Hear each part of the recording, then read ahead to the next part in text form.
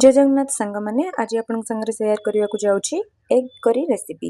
एथिपाई धनिया पत्र बिलाती कंचा लंकार गोटे पेस्ट अदा रसुण पियाजर गोटे पेस्ट आउ एठी गोटे बाटी रे लुण हलदी लंका धनिया जीरा रो पाउडर को हल्का पानी दे टिके किछि समय पई भिजेबा पई छाड़ी दबा। एग करी पई मसला हमर पूरा पूरी भाव रे रेडी हो गला। तापरे अंडाटी को हमें भल से एमिति चोपा गुड़ी को छड़े दबा। छड़े नहीं तापरे हमें स्वाद अनुसार लुण हलदी लंका पाउडर दे गोले भल कि गोले ताको किछि समय भाजी नबा। भाजी नेला परे देखंतु एमिति टिके लाल लाल ही आसला परे आपण अंडाटी को काढी देबे। भाजी भल से भाजी गला परे करेई रे किछि गोटा गरम मसला दबा। तापरे अदा पियाज रसुण रो पेस्ट टिकु करेई रे दबा।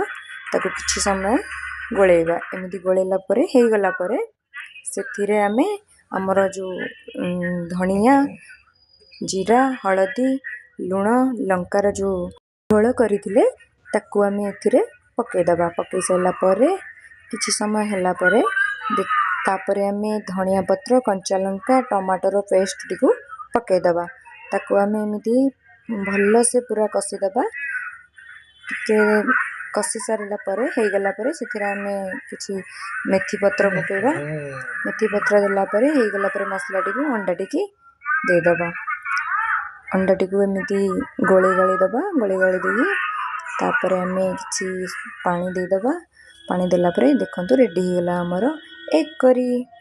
जदि आपण माननकु मोर वीडियोटी भल लागिथिबो ताहले लाइक सब्सक्राइब शेयर कमेंट निश्चय करिवे। मु चेष्टा करिवि भल भल रेसिपी रो वीडियो बनी आपण मानन पाखरे पहुंचेबा पई। जय जगन्नाथ।